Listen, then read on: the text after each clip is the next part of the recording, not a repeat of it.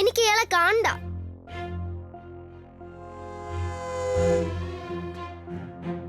മുത്തശ്ശി പോവാൻ പറയ്. എടി നീ അത്രയ്ക്കായോ? അമ്മേ, അവളെ വഴക്ക് പറയാൻ നിക്കണ്ട. എന്താടി വഴക്ക് പറഞ്ഞാൽ എന്താ? പിന്നെ അമ്മയും മോളും കൂടി എന്ത് ചെയ്യാനാ?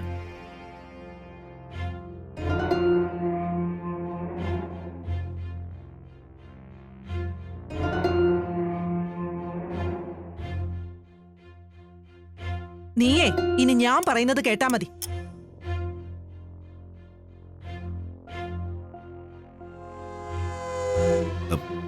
അശ്വതി, ഇത് മേടിക്കേ. മോളോടും ഇത് മേടിക്കാൻ പറ. ഞാനേ പഴയ ആളല്ല, ആകെ മാറി.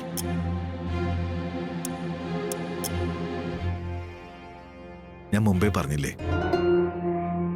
ഞാൻ കുറച്ച് ബുദ്ധിമോശങ്ങളൊക്കെ മുമ്പേ കാണിച്ചു. അതെല്ലാം ശരിയല്ലെന്ന് എനിക്ക് ബോധ്യമായി.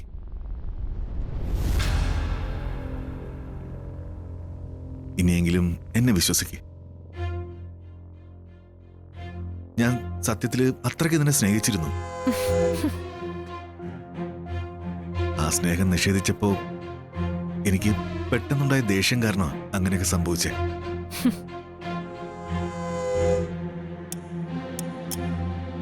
ഇനി അങ്ങനെ ഒന്നും എന്റെ ഭാഗത്തുനിന്ന് ഉണ്ടാവില്ല, ഉറപ്പ്.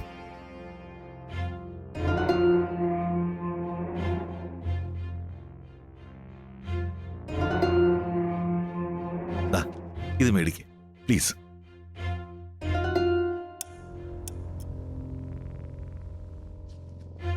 മോളെ, ഇത് ചോക്ലേറ്റാ, വാങ്ങിച്ചോ. എനിക്ക് ചോക്ലേറ്റ് എല്ലാം മേടിച്ചു തരാനേ എന്റെ അരുണങ്ങളുണ്ട്, അത് മതി.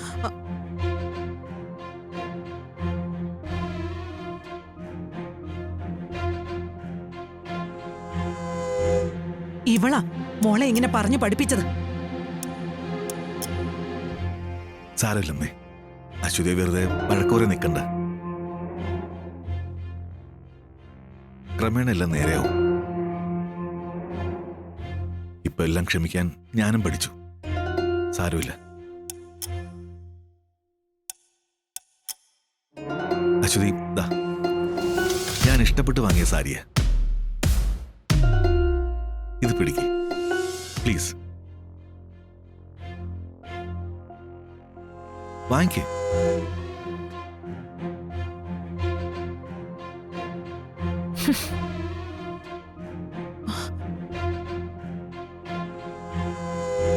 മോൻ ഇതെല്ലാം ഇങ്ങ് തന്നെ, ഞാൻ അവർക്ക് കൊടുത്തോളാം. ഇപ്പൊ ക്ഷമിക്കേ. ക്രമേണ ഞാൻ രണ്ടാളെയും കാര്യങ്ങൾ പറഞ്ഞ് മനസ്സിലാക്കാം. ഞാനല്ലേ പറയുന്നേ.